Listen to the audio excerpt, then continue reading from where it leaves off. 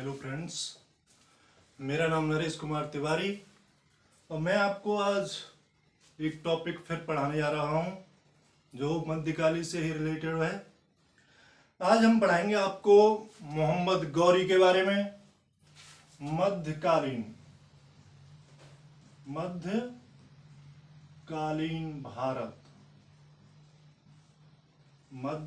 भारत का एक टॉपिक है मोहम्मद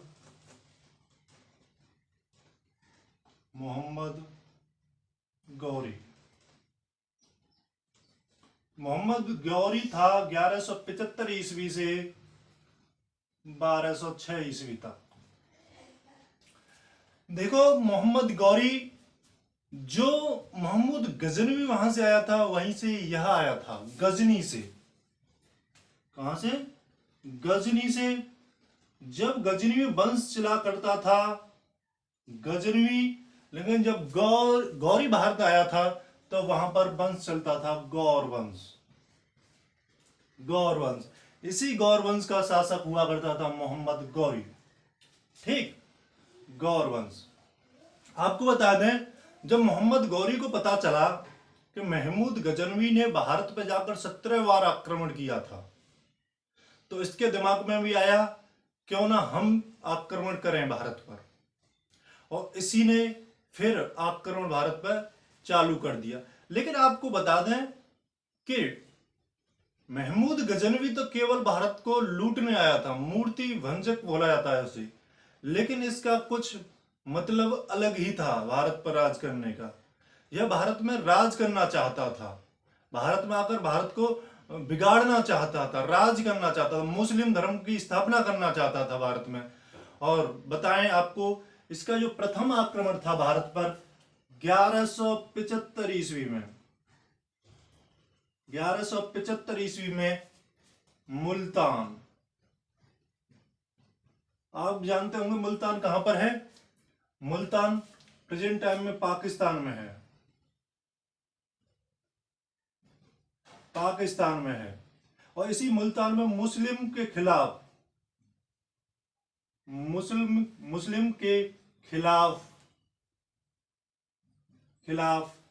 प्रथम आक्रमण किया था। ठीक भाई, इसने मुसलमानों के खिलाफ ही प्रथम आक्रमण किया था। लेकिन बता दें आपको, तब इसे पता चला कि महमूद गजनवी ने आक्रमण किया था सोमनाथ के मंदिर पर, और जब सोमनाथ के मंदिर पर आक्रमण किया था, वैसे पता चला कि इतना सारा धन वहां से इसी सोमनाथ के मंदिर से पाया था। तो 1178 ईस्वी में यह अटैक करता है सोमनाथ के मंदिर पर। किस पर अटैक करता है? सोमनाथ के मंदिर पर। और अब जब सोमनाथ के मंदिर पर आक्रमण करता है, तो यहां का राजा हुआ करता था वही चालुक्य वंश का शासक भीम द्वितीय।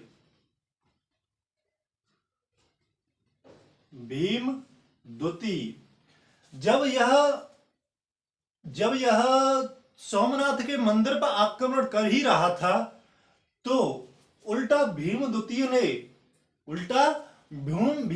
ने इस पर आक्रमण कर दिया था। और इसकी जो सेना थी वो कमजोर थी मोहम्मद गौरी की, और यह माउंट आबू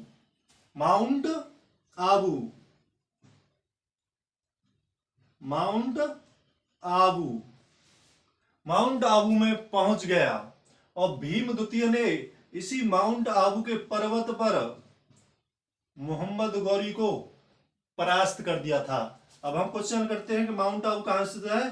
तो राजस्थान। कहां पर है? राजस्थान में स्थित है। ठीक, और यहां पर अब कुछ इतिहासकार बताते हैं कि मोहम्मद गौरी को भीम द्वितीय ने पकड़कर जेल में डाल दिया था, और कुछ दिन के उपरांत ही इसकी माताजी ने, भीम द्वितीय की मां ने इसे छोड़ दिया था, छुड़वा दिया था मोहम्मद गौरी को। और मोहम्मद गौरी यहां से छूटने के बाद उत्तर भारत में, कहां पर, उत्तर भारत में, उत्तर भारत में राज करने चला गया। सिंध और कश्मीर पर। और ये राज कहां पर कर रहा था, सिंध और कश्मीर पर। ठीक, आपको बता दें, अब सिंध और कश्मीर पर राज कर रहा था, तो भारत में, उत्तर भारत में हमारे एक राजा का राज चला करता था। देखो, सांभर, अजमेर और दिल्ली, सांभर, अजमेर और दिल्ली पर राज करता था चौहान वंश का शासक पृथ्वीराज चौहान। देखो, दिल्ली, सांभर और अजमेर, अजमेर पर शासन चल रहा था चौहान वंश। और इसी चौहान वंश का राजा हुआ करता था पृथ्वीराज चौहान। और इसी का एक कवि हुआ करता था, कवि भी हुआ करता था, उसका फ्रेंड भी हुआ करता था, जिसका नाम था चंद्रवरदाई।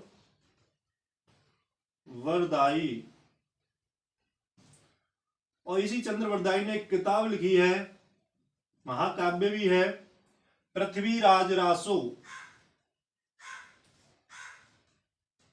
पृथ्वीराज रासो,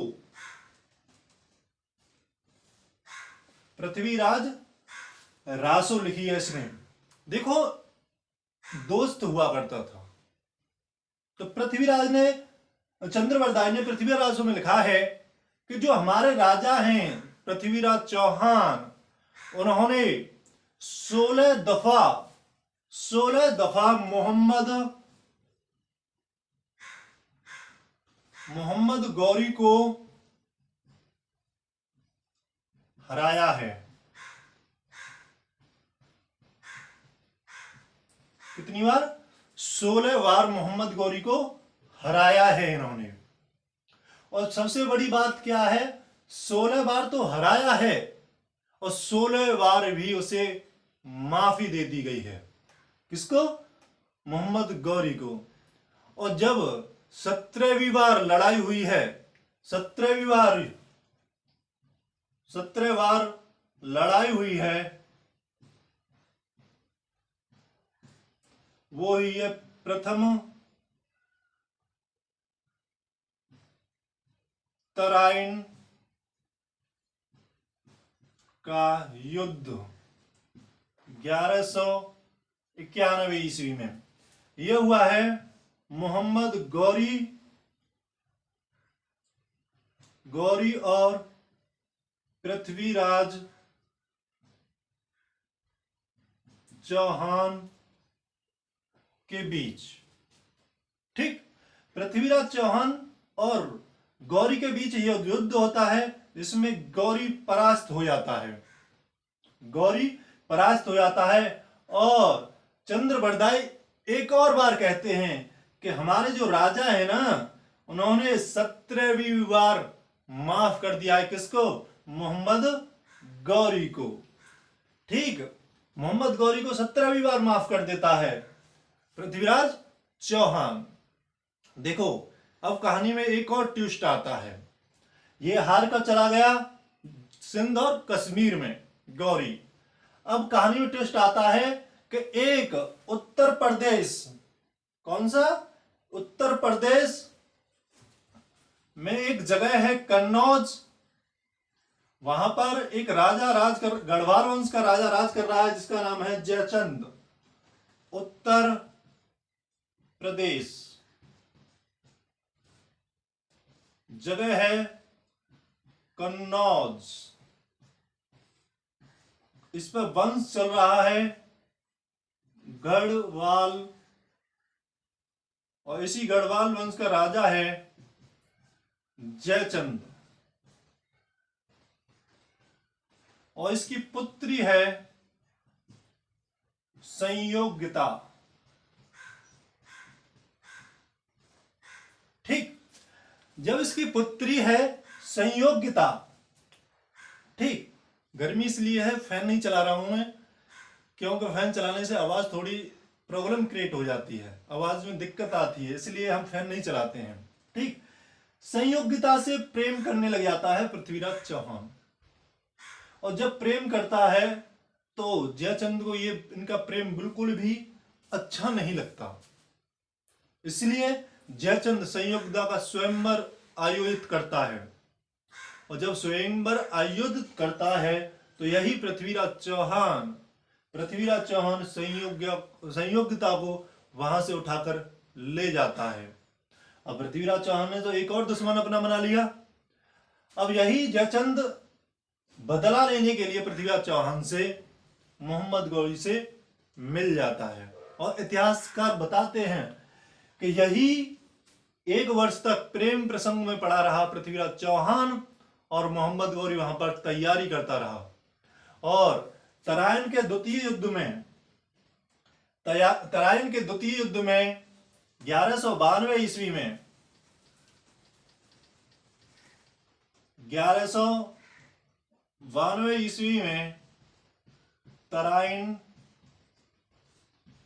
का द्वितीय युद्ध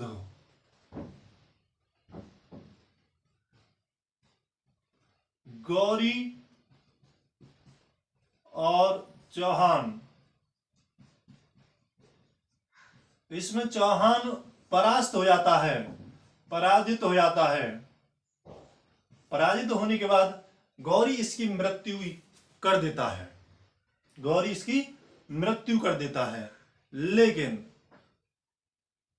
चंद्रबरदाई पृथ्वीराज रासों में लिखते हैं कि जो हमारे महाराज हैं पृथ्वीराज चौहान, उनकी गौरी मृत्यु नहीं करता है, और इसे गौर ले जाता है, गजनी ले जाता है, इनकी आंखों को फोड़कर गजनी में ले जाता है, और वहां पर कुछ दिन के उपरांत राष्ट्रीय खेलों का आयोजन हो रहा था, और जो हमारे राजा हैं वह शब्द भेदी बाण चलाना जानते हैं, और इसी शब्द भेदी वाहन जानते हैं, इसलिए चंद्रबरदाई कहता है मोहम्मद गौरी से कि हमारे राजा इतना अच्छा काम जानते हैं शब्द भेदी वाहन चलाना। तो गौरी कहता है अपने राजा को लेकर आओ, और वहां पर जब लेकर जाते हैं तो चंद्रबरदाई कहता है पृथ्वीराज चौहान की कान में कि जाकर आप मोहम्मद गौरी को मार दीजिए, और जैसे ही मोहम्मद गौरी बोलता है कि बाण चलाओ, तो तुरंत ही मोहम्मद गौरी को मार देता है। लेकिन केवल और केवल काल्पनिक बात कही गई है चंद्रबरदाई के द्वारा, क्योंकि और किसी किताब में इसका कोई भी प्रमाण नहीं मिलता है, केवल पृथ्वीराज रासो के अलावा। ठीक, अब देखो चौहान की तो मृत्यु हो गई, लेकिन अब बात करते हैं जयचंद। 1194 ईस्वी 1194 ईस्वी में जयचंद के साथ एक युद्ध होता है जिसे बोलते हैं चंदावर का युद्ध। इसी चंदावर के युद्ध में जयचंद की मृत्यु हो जाती है, और भारत पर राज होता है गौरी का। भारत पर किसका राज होता है? मोहम्मद गौरी का। ठीक माय फ्रेंड, देखो मोहम्मद गौरी का राज होता है। तो इसी युद्ध में 1194 ईस्वी में कुतुबुद्दीन ऐबक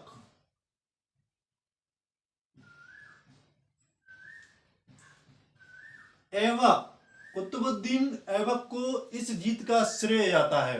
कुतुबुद्दीन ऐबक कौन था? देखो, कुतुबुद्दीन ऐबक गुलाम हुआ करता था, स्लेव, गुलाम हुआ करता था मोहम्मद गौरी का।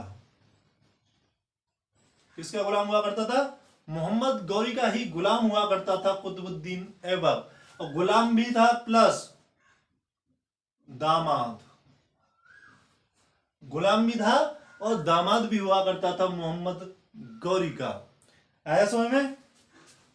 तो जब ये गुलाम, देखो आपको बता दें कि मोहम्मद गौरी के 4 गुलाम हुआ करते थे। Number 1 Qutubuddin Aibak, number 2 Qabacha, number 3 Yalduz, और नंबर 4 बख्तियार खिलजी। इन्हीं 4 गुलामों में सबसे ज्यादा जो अच्छा गुलाम था, इसका था कुतुबुद्दीन ऐबक। कुतुबुद्दीन ऐबक को इसने दिल्ली दिया था।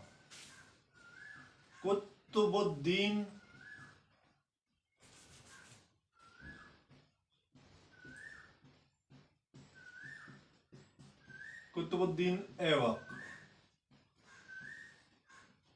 ऐबक को दिया था इसने दिल्ली। यलदौज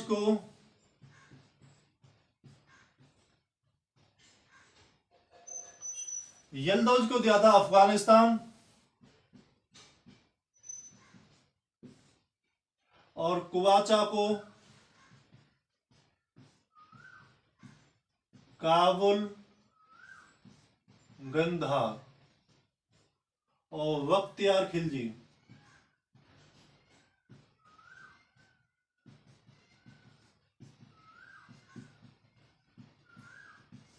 पश्चिम बंगाल।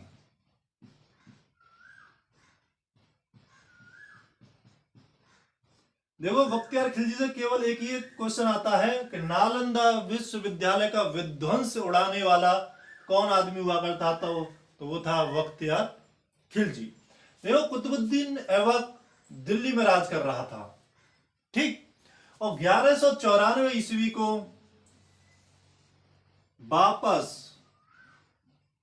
वापस चला गया गौरी, कहां पर? गजनी।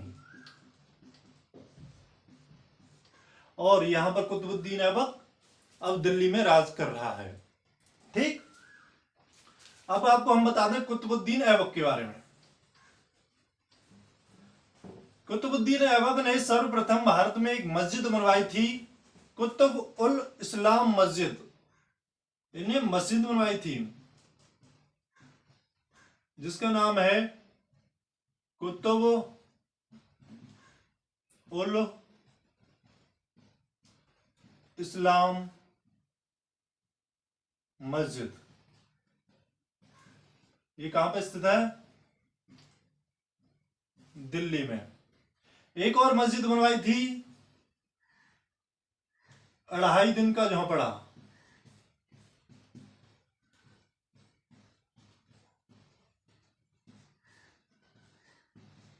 अढ़ाई दिन का झोपड़ा, ये स्थित है राजस्थान, अजमेर। राजस्थान के अजमेर में स्थित है ये 2.5 दिन का झोंपड़ा, ठीक। देखो, इसने एक मस्जिद का निर्माण भी करवाया था, कुतुब मीनार। कुतुब मीनार का इसने निर्माण करवाया था 1199 ईस्वी में। आपको बता दें कुतुब मीनार की जो लंबाई है वो 73 मीटर है, और इसको जो कंप्लीट करवाया था 1229 ईस्वी में, समथिंग 30 वर्ष बाद इसके ही गुलाम ने, जिसका नाम था इल्तुतमिश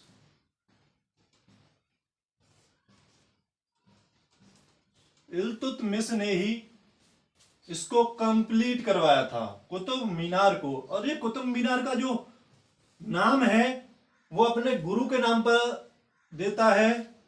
इसके गुरु का नाम हुआ करता था ये कुतुब। कुतुब इसके जो गुरु थे उसका नाम हुआ करता था। ठीक माय फ्रेंड, आपके समझ में जरूर आ रहा होगा, ऐसी हम आशा करते हैं। और मेरे चैनल को जो अच्छा लगे तो लाइक और सब्सक्राइब जरूर किया करो। देखो, अब बात करते हैं भारत में प्रथम मुस्लिम राज्य। देखो, यहां से स्टार्ट होता है दिल्ली सल्तनत 1206 से 1526 ईस्वी तक। 1206 में गौरी की मृत्यु हो जाती है। मृत्यु होने के उपरांत ही दिल्ली में एक वंश बनाता है कुतुब मीनार, जिसे हम कहते हैं गुलाम वंश। जिसे हम क्या कहते हैं? गुलाम वंश। और गुलाम वंश का जो टाइम पीरियड है 1206 से 1290 ईस्वी को। देखो फ्रेंड्स, हम आपको कल बताएंगे, हम गुलाम वंश के पूरी जानकारी देंगे आपको। ठीक है, धन्यवाद।